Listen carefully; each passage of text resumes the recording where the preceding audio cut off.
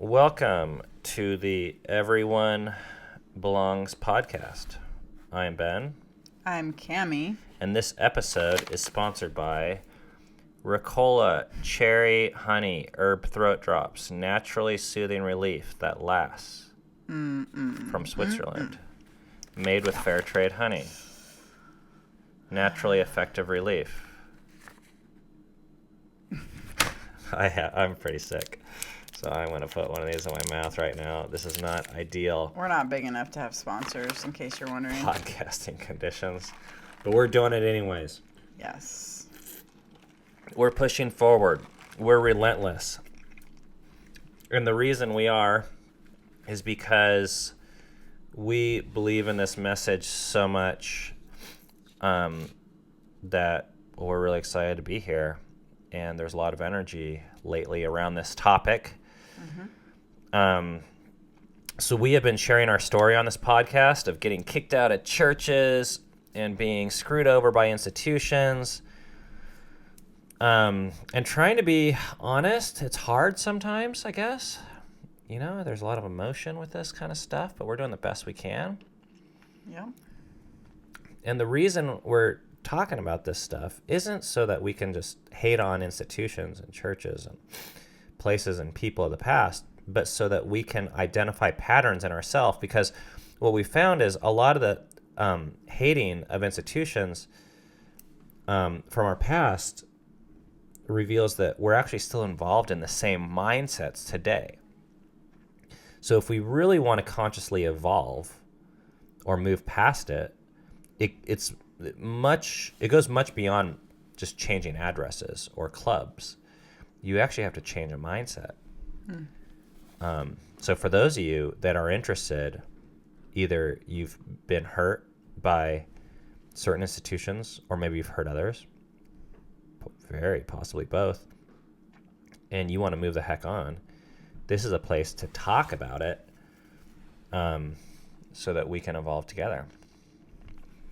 But first, I got some news.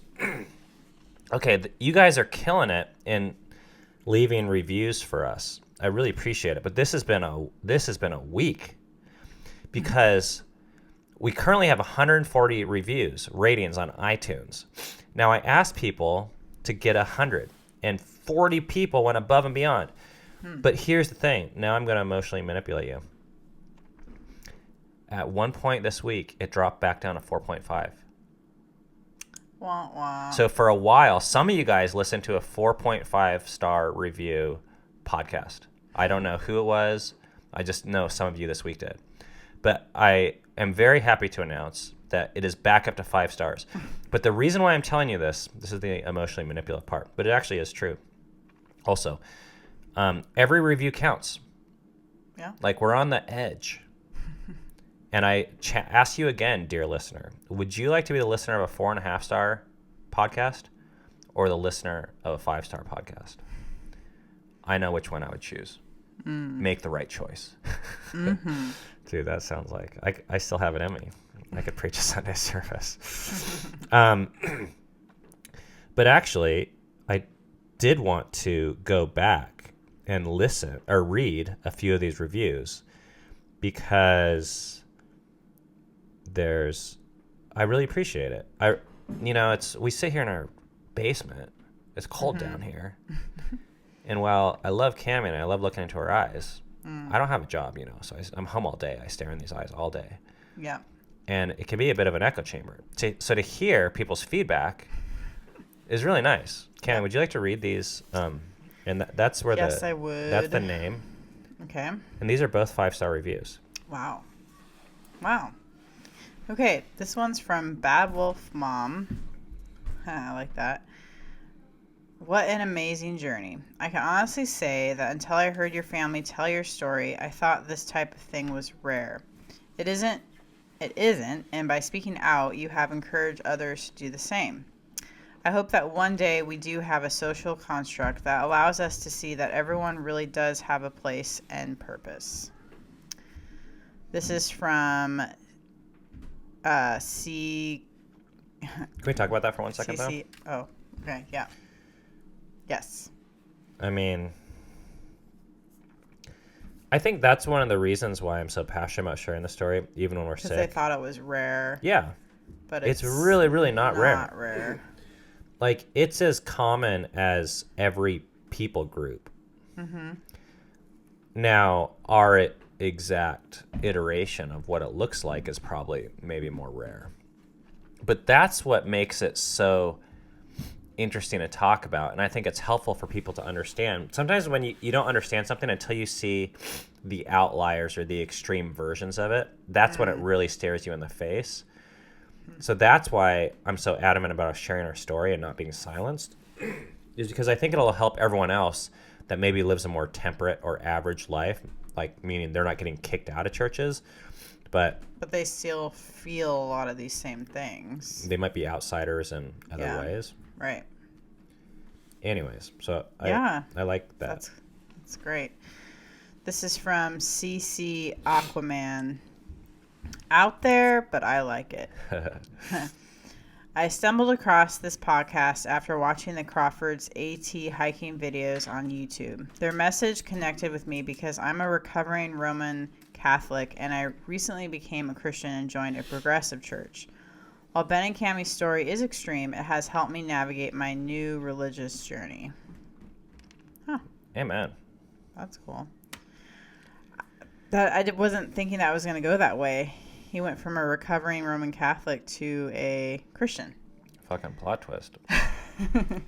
And then, not only that, this person who is still in clubs that we are no longer a part of is actually able to benefit from hearing our story, which I think is great, because our message is not to get out of your club. Yeah. It's to, maybe think of patterns in different ways. You can evolve in a club, outside of a club. Yeah. But that was not the only review. Dun, dun, dun. I am going to read to you. Someone left another 2-star review. Another 2-star review. All right. But hit me. I'll hit you with it. Okay. The headline is just repetitive. And this is by Body Movin'. Body Movin'. But it's spelled like, I don't know. I found the last episodes thought-provoking and insightful, but the last few have been very repetitive. We get it. You are no longer Christians, quote unquote, and don't appreciate the alternative narrative and feedback from John PDX. That's it. We get it that we don't appreciate that we're no longer Christians, and we don't appreciate the alternative narrative. Yeah. So I'm going to review this review. Yeah. If you don't mind. Bowdy moving. First of all, what I like about it is that it's not, it is anonymous in that it's not your real name. But if people are going to leave negative reviews, I'd love to know why. So if it sounds repetitive, that's helpful, I guess. But also, this might not be the podcast for you, because we're probably going to be talking about these same things for the next 100 to 200 episodes. So if you don't like that, you might get bored by sticking around. Just letting you know. But really, my only beef with this is this statement that says, he or she says, we get it. You don't appreciate the alternative narrative and feedback from John PDX. Here's the thing. I would love an alternative narrative. Love, love, love. I would make love to it. It would be my favorite thing on the planet to hear an alternative narrative from the other side. But guess what? That's not what we were given. There was no alternative narrative. The only narrative was don't listen to this narrative, which is not a narrative. Yeah. That's a shame-inducing silencing technique. So if there was a narrative, which is a character, a setting, and a plot, whether they differ from ours or not, I do not care. I love stories. I have proven in numerous ways I will slaughter myself and my reputation for a good story. That's true. It is. It's very true. I have examples from podcasts much more popular than mine. Yeah. So, and also, I love the feedback from John PDX. That's why we dedicated a whole fucking episode and a half to it. I didn't agree with the feedback, but I love it. Just like I love this comment. So I'm not sure if you do get it. Just tossing that My out there. beef is they said we get it, and what I mean by is are they speaking for everyone listening to the podcast? Because if they are, it's probably not true. But if they could say I get saying it. we is a dangerous thing, I think. Okay, you guys did not come here to hear us talk about reviews. I do not think. Today, we're tackling an interesting topic once again in the new series that we have started called Postponing What We Currently Believe. Postponing sharing what we currently believe, which is what we keep on saying we're going to do. Are we ever gonna? We will. Okay, you heard it, people. We will. Just not tonight. I swear by the 3-star review, which we still don't have a 3-star review, that we will do it. So until we get a 3-star review, we won't. No, I don't want to tempt our audience to fill that gap. But this question came in, and I really like it. And let's read the question first, and then we're going to share some stories. Okay. So I think this was posted on as a YouTube comment. Okay. Under episode 12. This is from Jennifer. What are your thoughts about the excommunication experience you have shared in light of Richard Rohr's book, Everything Belongs? Richard Rohr suggests everything, even the things that we find hard, is valuable and belongs in our story. I appreciate your honesty and courage to share your experience. Okay. So what she's asking is, excommunication. Like, do the shitty things in your story belong somewhere? Yeah. Yeah. And excommunication has got to have been the hardest, most painful, and I'm trying to think if it's the absolute most shameful thing. Certainly up there. Probably practically shameful experience that I have ever been through. Absolutely devastating in many different ways. So given that, she's asking,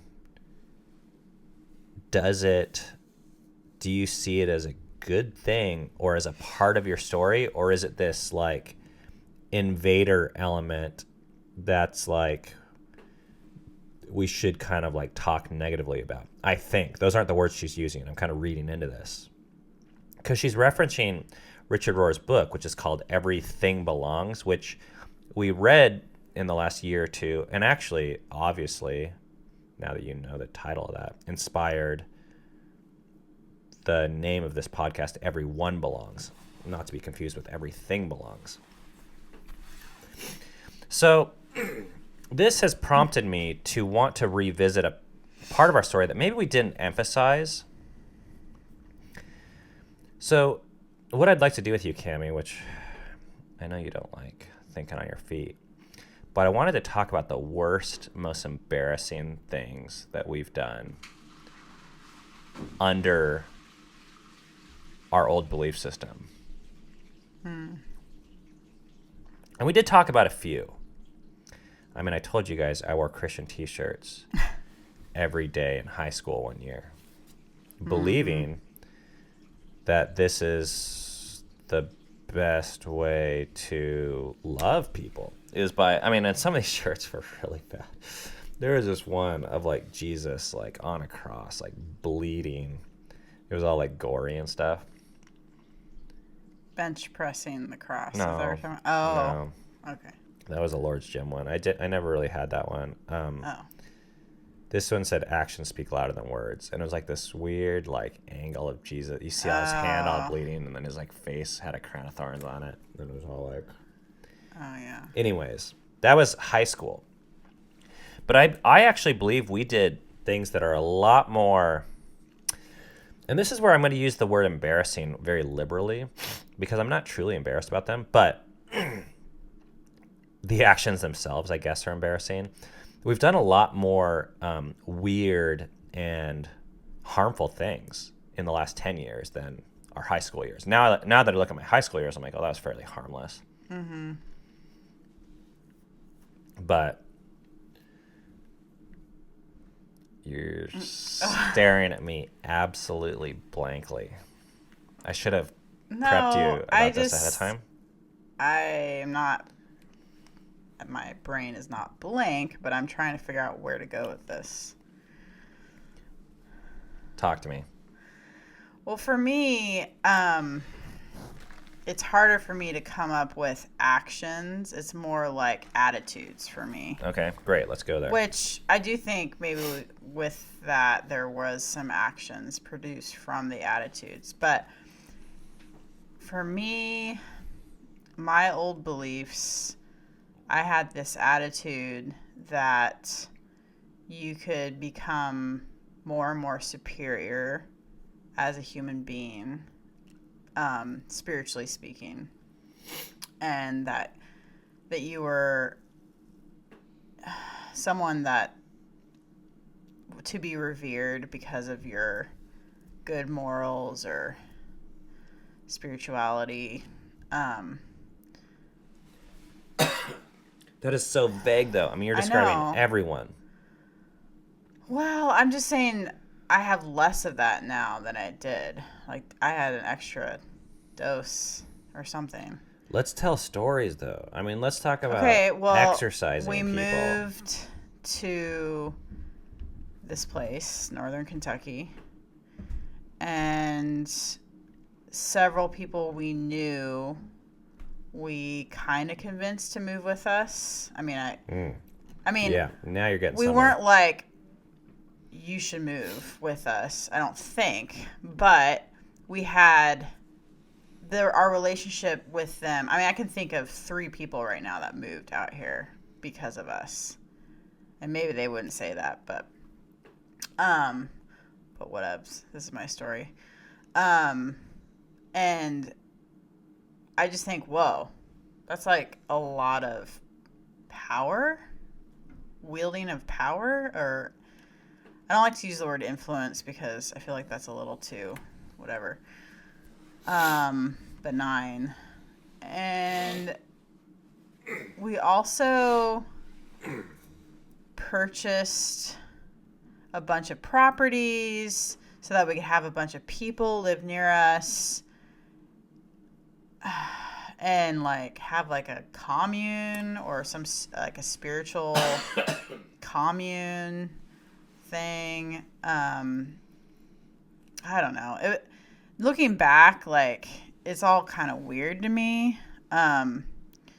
It totally made sense in that worldview, but it's weird. Like, I'm like, well, what? I mean, we were basically spearheading that whole thing, and everyone was like following us, and that's weird. I mean, they're all our age following us across the country. We weren't paying them, so like people usually move for a job, you know. It's like, so that's the stuff you're the most embarrassed about. That's where I'm gonna start. I mean, I can't. I'm not saying there wasn't more stuff. I can't think. I mean, that stuff feels like kind of mellow to me. Well, if you start talking, maybe it'll spark. Well, I think about, we shared the story loosely, but there was a conversation that you had with. Well, actually, there's numerous conversations. Where those conversations came out of what I'm just talking about. Yeah, totally. So that sets the stage. But to really paint a snapshot picture, there's these conversations we had with 2 women in particular where we basically concluded that their decision around not having kids or the way they were having kids or the look in their eye was the result of demonic activity. Mm-hmm. Which is something we believed and we taught back then.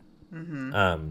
Yeah. Not just that demons exist, but that we have the confidence to be able to identify them and link internal behaviors or internal motives and external behaviors to specifically demonic activity. Yeah. Which really, as it turns out, really freaks people out. Well, and it wasn't if I'm thinking of like one story in particular, it wasn't necessarily for me demonic. It was, I thought she had the wrong attitude. So here am I telling a grown woman that's like, close to my age, whatever, two adults. I'm telling her, oh, you don't have the right attitude towards your unborn child. Like, you should repent. Ugh. Yeah, that was ugh. So I'm just going to give you a few others, and feel free to hop in here, Kenny, because the point of here is not to like rehash all story time, but the point of this is to just share that there's a lot of stories in our past that when I look at, I'm like, holy fuck, it's a little bit hard to look that in the eye. Yeah. Okay. There was a meeting we had in our attic where we called 10 couples, 6 couples, I'm not sure what it was. Mm-hmm. And we basically spelled out our philosophy of relationships, and it was very, very systematic and hierarchical. Yeah. And we said, everyone ought to have someone above them, and everyone ought to have someone below them.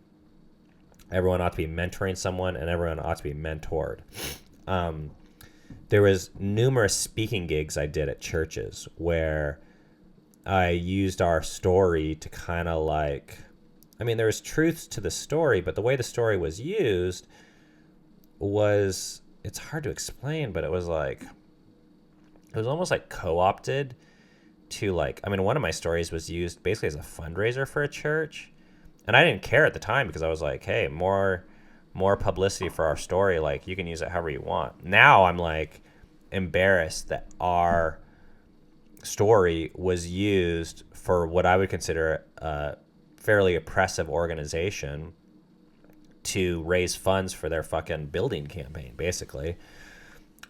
We were very open within our community and even on our vlog about fairly narrow and exact perspectives on being gay, on debt, on marriage, on family structure, on birth control, yeah. on parenting. Yes. Any of those views, I go back and I look at them now, and I'm like, it's like when you go back and you look at your pictures of your hair from the 80s, and you're like, oh. Yeah. You're like, that was so cool then. Yeah. But now it's like embarrassing that was cool at one time. That's how I feel about a lot of these beliefs. Yeah. Only it's less benign than a haircut. It is. A haircut doesn't hurt people. Our beliefs actively hurt people. So getting back to the question that Jennifer is asking, how do we fit those beliefs in with our current selves? I think this is a really important topic. And I want to share how we have done this and how we see this. Because the way I hear it done more often, well, it'll be clear as we get into this. Yeah. Can you read number 1 while I go get a new battery?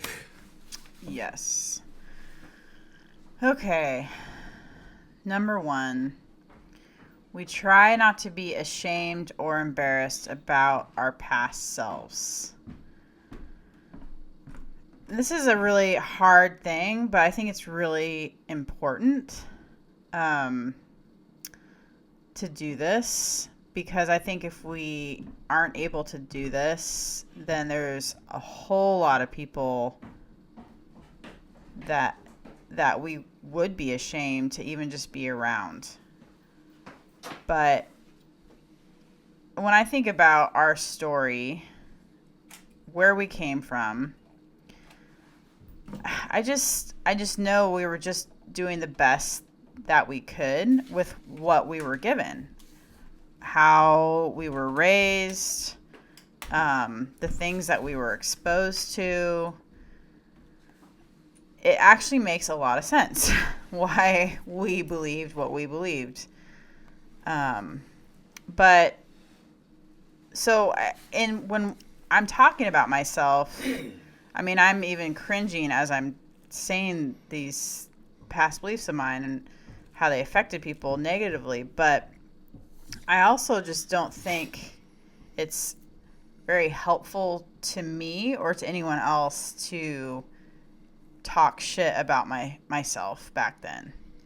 So I can be honest. I don't think that's talking shit, but I think if you're like, oh man, Cammy, why did you do that? That was so stupid.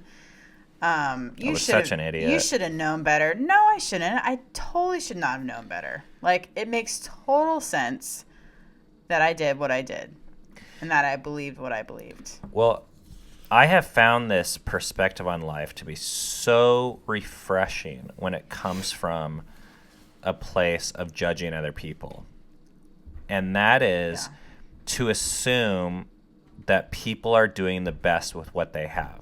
Yeah. I mean, you kind of have two choices: to walk around as if there's an absolute statement of performance, or to assume that there is no absolute state of performance and that everyone, including yourself 5 years ago, was doing the best you had with what you had.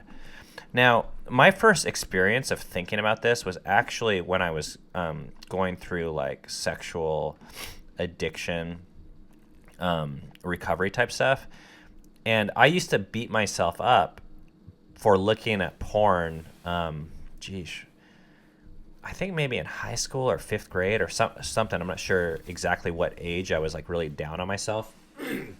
But it wasn't until talking to some older people who had been in the program for a lot longer that helped me see my story with a new perspective. And I was like, look at a high school kid that's horny as hell, doesn't have anyone he can talk to about sex, and is like really curious and intellectually challenging. It made a lot of sense why I did what I did and why I turned to what I turned to. And instead of just beating myself up for it and be like, oh, I was such a bad kid, to actually say, okay, certainly there was like negative ramifications to my actions, but also why I did what I did makes a ton of sense. And why we were the way we were 5 years ago and why we believed what we believed makes a lot of sense. Mm-hmm. Now, this is all under the ramification or the clarification of, I'm really glad we're not there anymore. Mm-hmm. But I feel like people feel like you need to talk shit about your past self in order to validate your change. Mm-hmm. In order to make sense of where you are, you have to be like, oh, that was so stupid. Mm-hmm. But what if it wasn't stupid? What if it was I feel like good? It's like, I mean, I know like the difference is we hurt people with our beliefs, but just still, so I know this analogy breaks down, but I still think it could be helpful. What if you looked at a baby who was crawling and now the baby's walking, and now the baby as a walker looks back at its past self crawling and is like, oh, it's so stupid that I was crawling. It's like, well, you had to crawl to get to walk. So isn't it so cool that you like are walking now? But I mean, I guess there are those few kids that go from not crawling to walking, but you get my point, I think. Number two? You got to crawl to walk. Yeah. Okay. Number 2, we accept that every system, community, church has cons and pros. So, we're talking about, this is one of the things that I think could be misunderstood about our story. We're talking about a lot of the negative aspects of our church background in the last few episodes, but I want to explain why. One is, I feel like the first 5 episodes of our story were all dedicated to the positive aspects. I know it didn't necessarily sound that way, but I was like super happy in my childhood, my teen years, going to Bible camp, going to youth group, editing video, and everything that I did in church. I was like really thankful for it. It gave us purpose, which I think is pretty valuable to have. Rollerblading with my youth pastor. So when we start talking about the cons, it's in light of there were a very, very long list of pros that we're thankful for. The other reason why I don't have a problem talking about the cons at this point is because I feel like they're less talked about publicly with a critical mind. People shit on the church and they say people like the church is full of closed-minded people. That doesn't cut it for me. The world is full of closed-minded people and open-minded people. And I don't want to pigeonhole just one particular group and paint them in a negative light. I feel like that's somewhat intellectually lazy for me. So what I would prefer to do in talking about the systems is talk about pros and cons. And in our past, yes, there were some cons. That's what we're talking about. But there was also a lot of pros. So when you're talking shit about the cons, if you're going to say about, whatever, 35-year-old Ben was so dumb, it's kind of a way of discounting all the positive things from that aspect and that time of our life as well. And I don't think it's very balanced. I don't think it's fair. And I don't think it's an honest critique. Yeah. Okay. Number 3, we accept that involvement of where we were got us to where we are. So you kind of said this already with the crawling analogy. Yeah. And I really think it's not more complicated than that. Yeah. If you look at who we are right now, did I already say this? I did. I'm going to bring it up again in context. We have 140 reviews and a 5-star podcast. Guess why we have that? Because we have the story that we have. Our story of doing all this crazy shit and talking about exorcisms and wearing Christian t-shirts and having viewpoints of homosexuality and marriage that we had, it got us to where we are. Yeah. And I think it's easy to have this viewpoint like, oh, wouldn't it have been nice if we could have just skipped those and got to straight to the point of where we are? Like, just go to the finish line without running the race. And I've just come to believe there is no such thing. Yeah.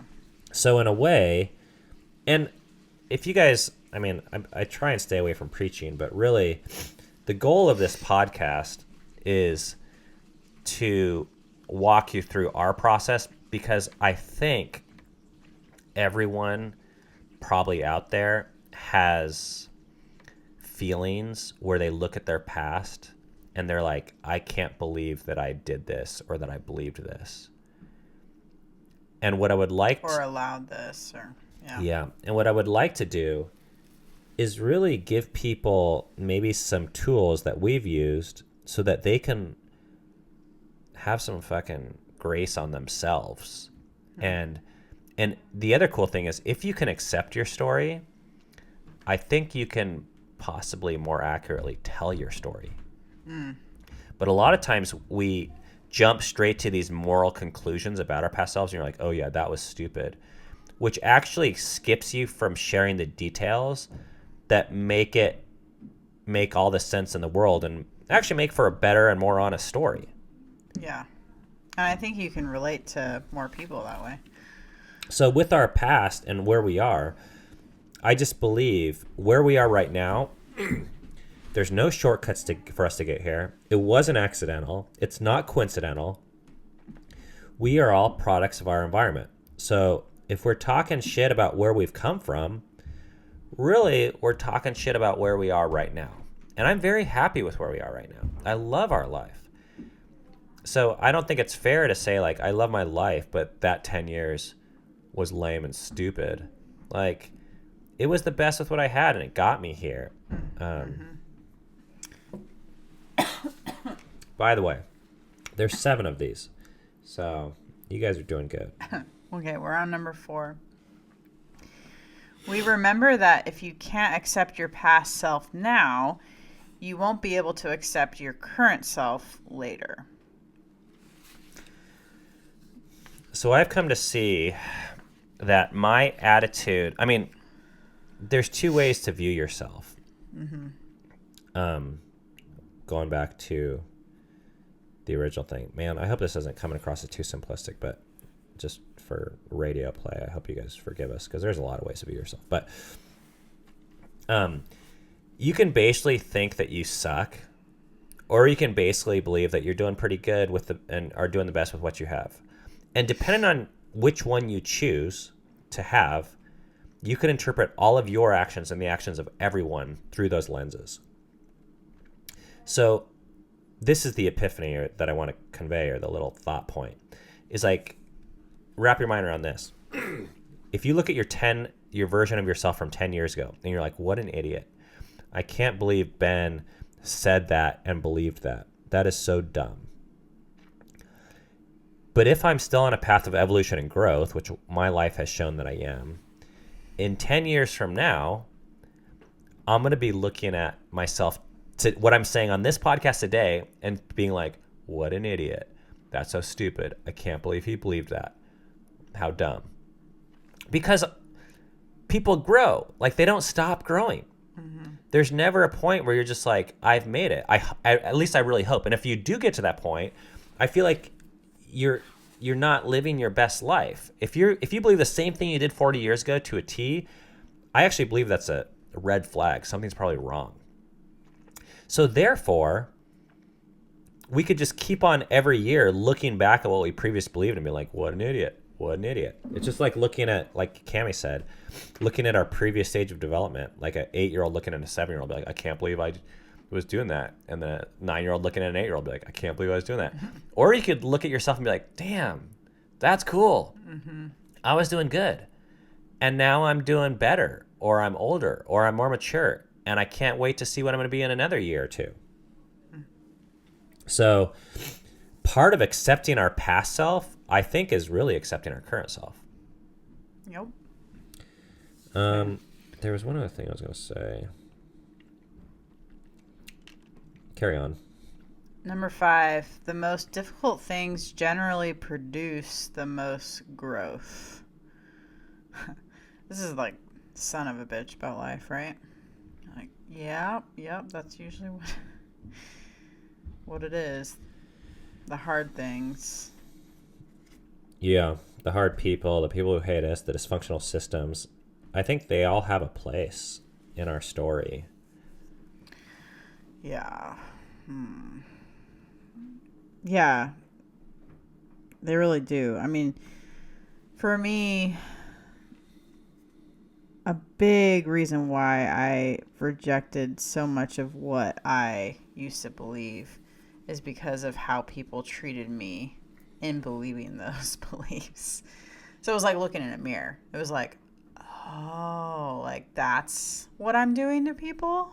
You know, like my family, like calling my husband a fucking sinner and like deciding never to talk to him. I'm like, my beliefs would lead to that? Okay, whoa. Never mind. I mean, not never mind. And like, I get why people, you know, but I just decided that is not what, I don't like that end result. So it's helpful. Like, it's actually helpful to have those people in your life. Yeah, because they show, like, they're kind of like our cartoon characters for what the extreme belief is. Oh, you know what I was going to talk about? I was going to talk about tattoos. Mm-hmm. Pause for a second. This is back to the previous point. This is what I was going to mention. Is I hear a lot of people, they say this thing that they're like, I don't want to get a tattoo because I can't think of something that I'm going to like forever. And I'm like, you're not gonna. There is nothing you're gonna like forever. Yeah. If you like it forever, there's probably something wrong with you. If you see a piece of art in your 20s and you feel the exact same way about it in your 60s, yeah, I would say you're on drugs your entire life. You're probably a broken human. Like, we are supposed to grow and evolve. And as you grow and evolve, your perspective of the same thing will change. Mm-hmm. That's what it's supposed to do. So ironically, and I'm not suggesting people need to do this, I get tattoos because I know I'm going to hate them in 10 years. But it tells a damn good story. I'm like, can you believe that 10 years ago I thought that idea was the most important? Wow. I don't believe that anymore. But I can believe it because, wow, like that is, those beliefs shaped me and, yeah, shaped who I even am today. And there's a better story out there than staying consistent to the same thing you believed 10 years ago. And that is actually being consistent to growing and change and accepting yourself from 10 years ago, accepting who you're going to be in 10 years, and accepting yourself right now. So right now, that more why I get tattoos is to share that story of change, to show aha, look at that idea. I believe 10 years ago that was kind of embarrassing. I mean, my first tattoo was a Christian fish on my ankle the day I turned 18. And I was like ready to die for that message back then. Yeah. I'm so glad I'm not there now.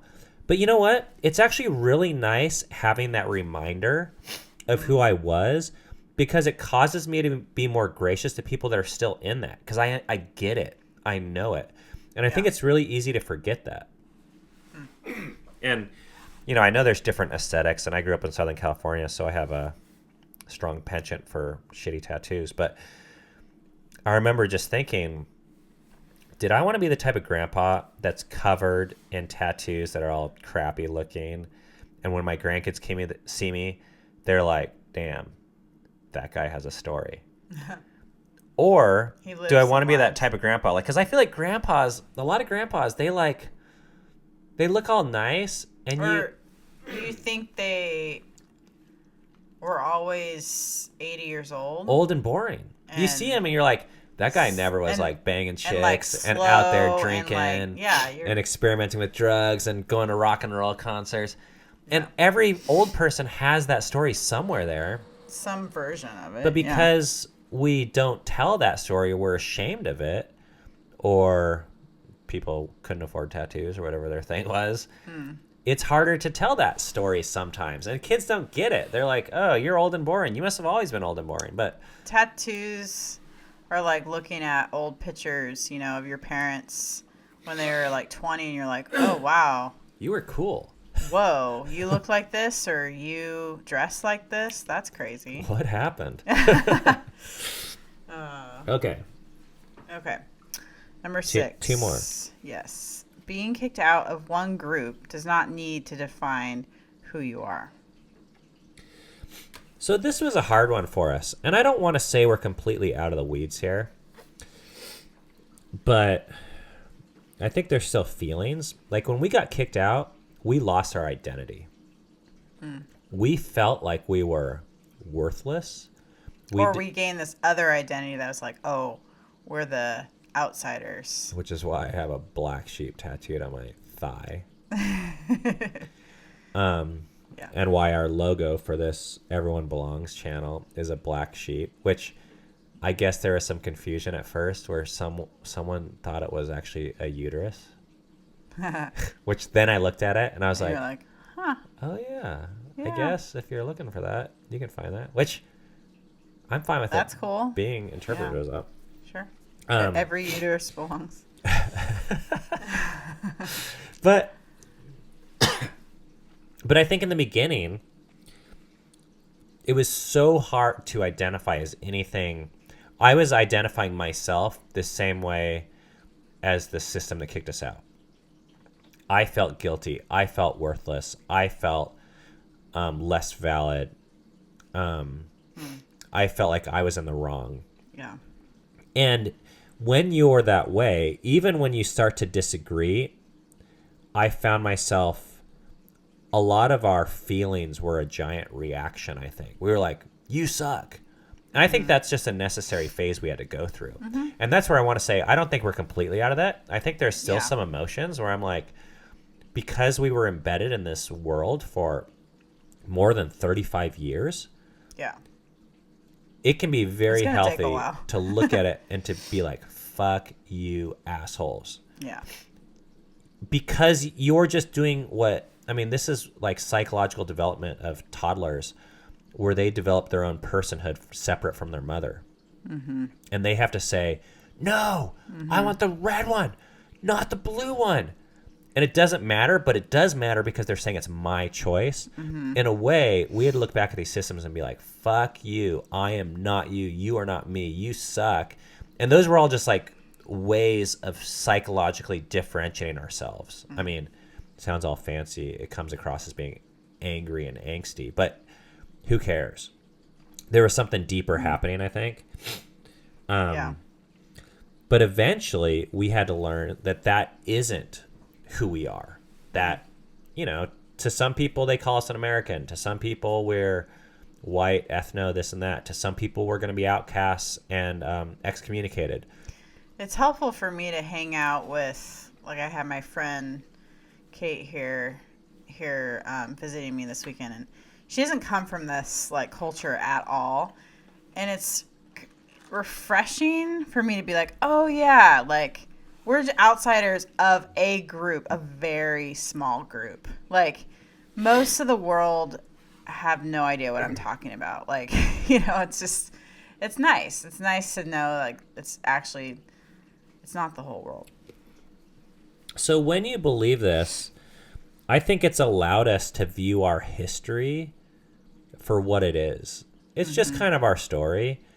It's Yeah. not our scarlet letter that we have to carry around our neck forever. And when people meet us, I think before I felt this obligation to be like, oh, hey, yeah, we're excommunicated. Like that, I had to like almost warn people. It was like, it was like the scarlet letter. It's like when Jean Valjean goes into the bishop's house and he's like, I'm a convict. I shows him his papers. Yeah. Yeah, and he defines himself that way. And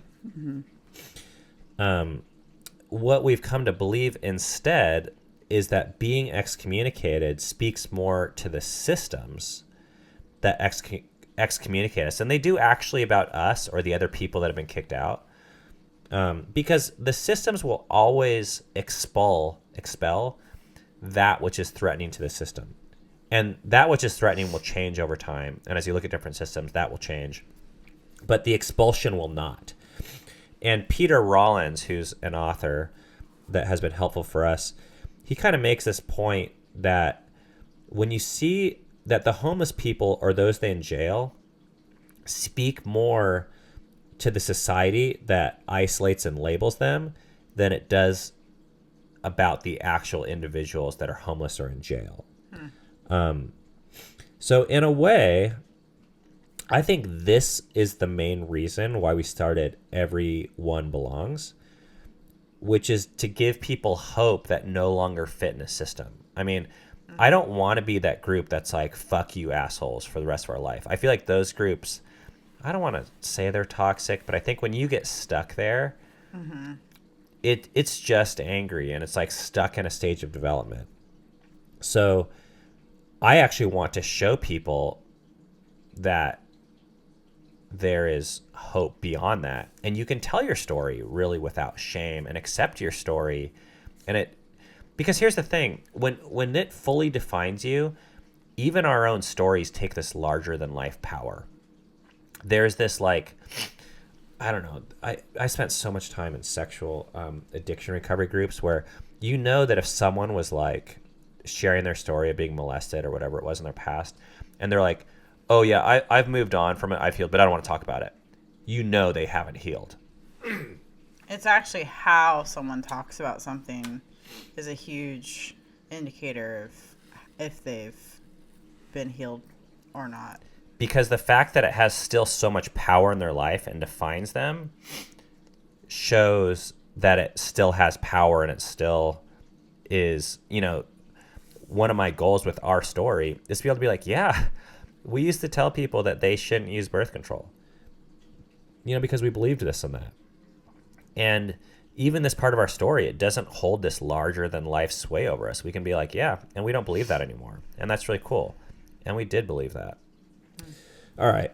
Okay. I feel like I'm beating that horse to death. All right. Seventh and last one.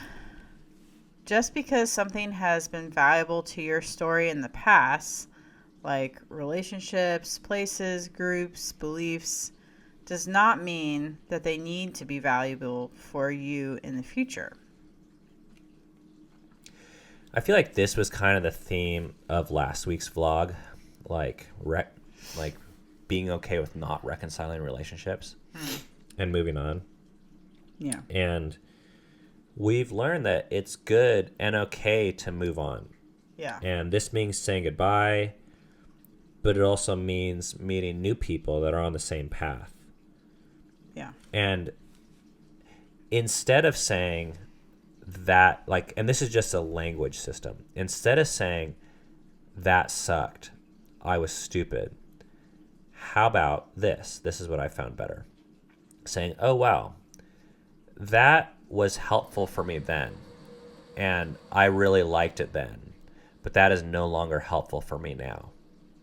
Because what that does too, and you guys, this is what there's so many implications of this list.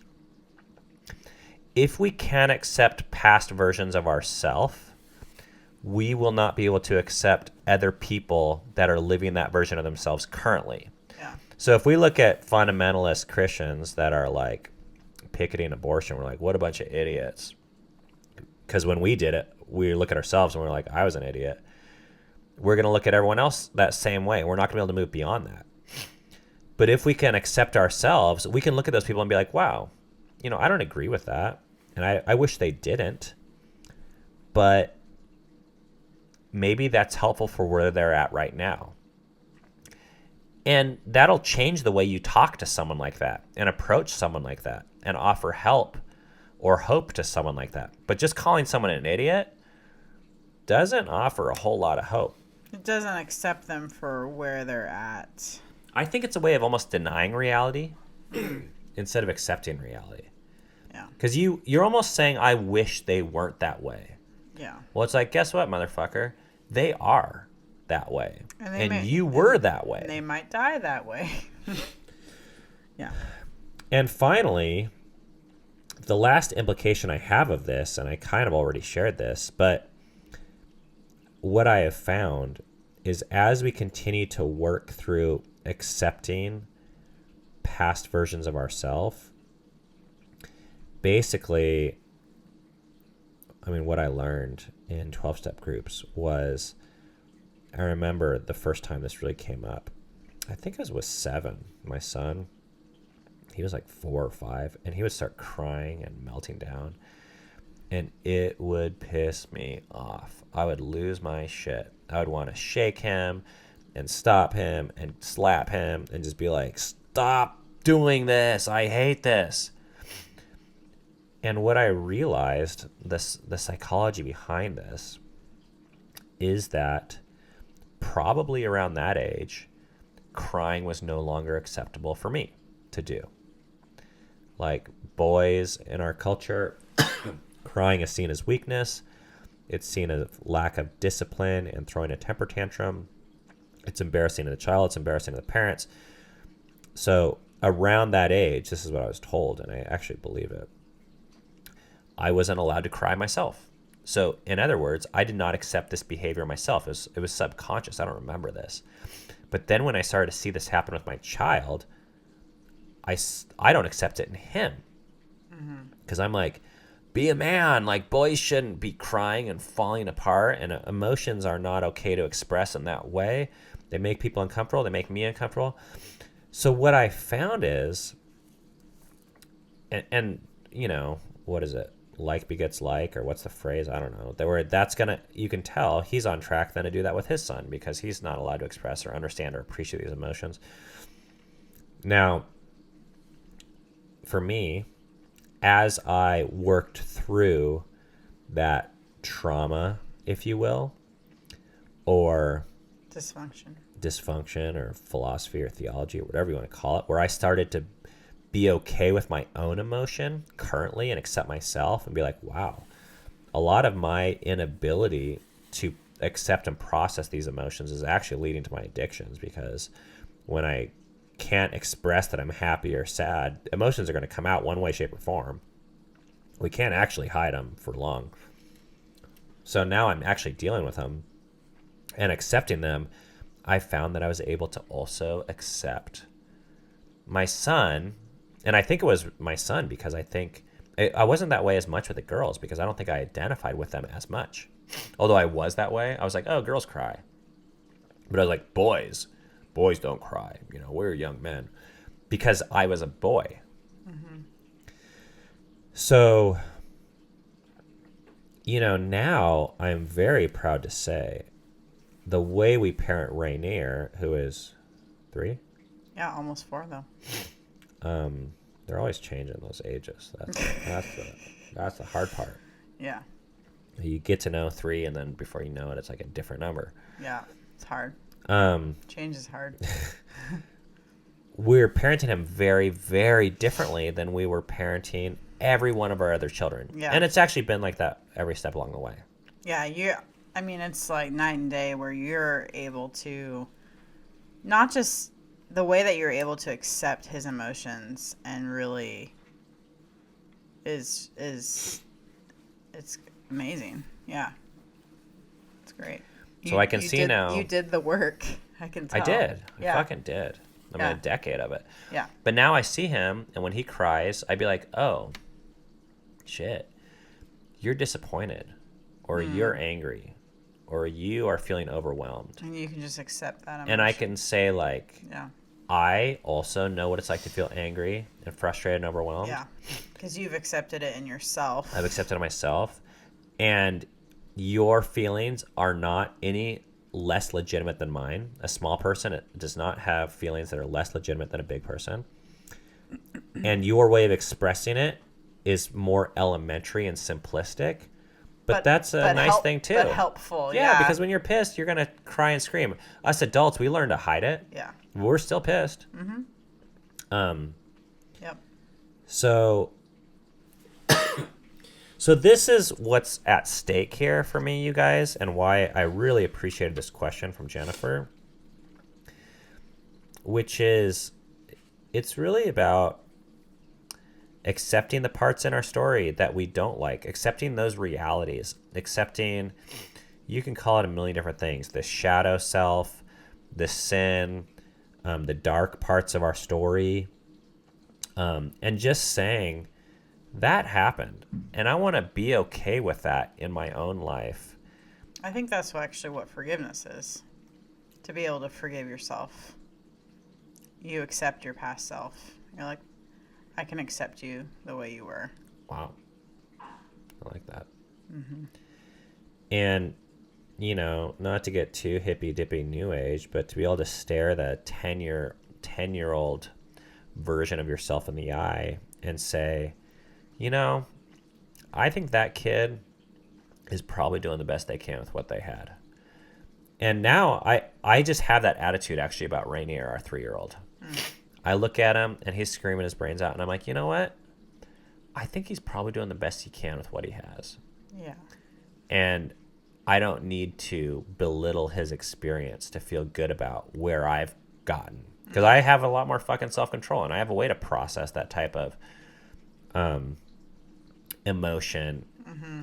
But it didn't come overnight. It came from 37 extra years of living, Mm-hmm. an excommunication or two, Mm-hmm. and 13 episodes of a podcast. Are you falling asleep again? No. You just close your eyes Just that getting way. emotional.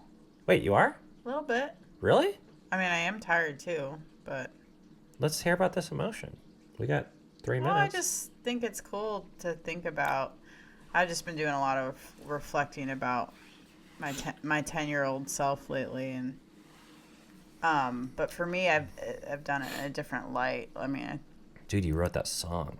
yeah. I mean, I just think there's something so pure about, and I don't mean in a holy sense, like weird pure, but just like We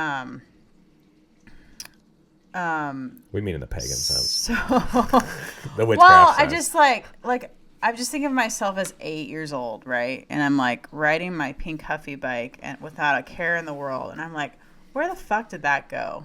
Like, I want that back, like whatever that is. And I've seen like glimpses of it in my life, but recently, so I like think it's still there, you know? Like I still think that carefree, just I am who I am, and I don't have any apologies or denial for it. Dude, Cammy wrote a song about this. It's killer. It comes out in next week's Fight for Together vlog. Highly recommend you listen to the song. Can you give him a teaser? What do you mean? I don't know. Sing a line. I know you don't have a Okay, guitar. fine. Well, I don't. Okay, I'll just do the chorus. Well, the chorus, yeah. Okay. Let it go. Let it go. Let it go. Let it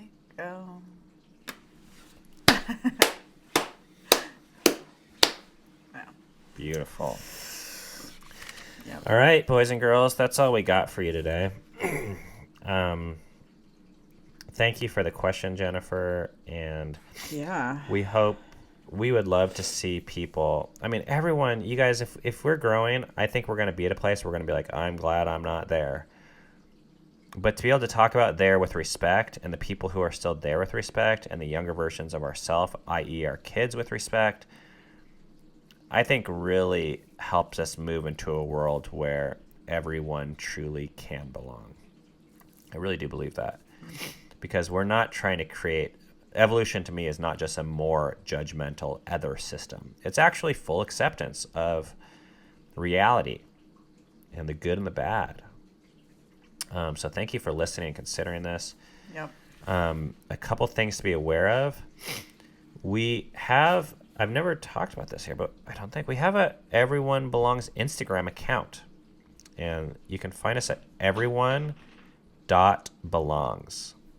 Because some son of a bitch took Everyone Belongs without the dot. So you got to get the dot in the middle of Everyone Belongs.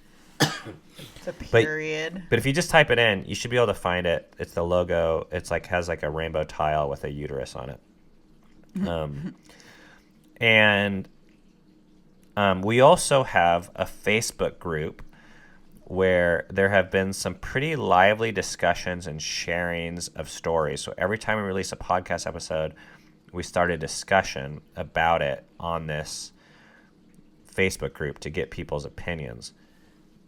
And all those links are in the description below. And if you want to help us maintain a 5-star review, you totally can. Although I'm not asking or pressuring because I met my goal. We have 100 reviews, but every vote still counts. And you can do that on iTunes. It is appreciated, though. And we read all the comments on YouTube and the reviews, so we always appreciate any feedback you guys got for us, positive or negative, actually. Yep. Thank you guys for listening. We will see you guys next week as we share our story of what we currently believe. Finally. Or continue the episode of procrastinating. Or if you from guys having have to. good questions, we might... Actually, one final little thingy that's kind of new here. I recorded a video this week that I put on... Where the hell did I put it? Well, there's a couple of videos. One is on YouTube that was not released as a podcast, so it was kind of like a bonus material if you want to go to that. It's a 30-minute talk on scapegoating that can be found on our YouTube channel. You can check that out. But the other thing you can find out is if you go to our Everyone Belongs Facebook page, not to be confused with the Facebook discussion group. This is our public Facebook page.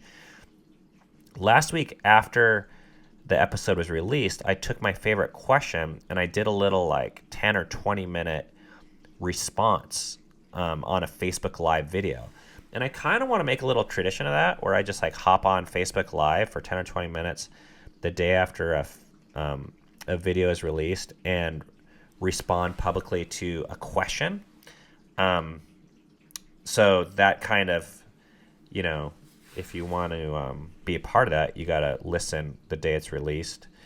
But then you can find that video on the Facebook page also. So anyways, plenty of, if you're looking for more shit to do, we got it for you. Thanks for listening, guys. We'll see you next week. Peace.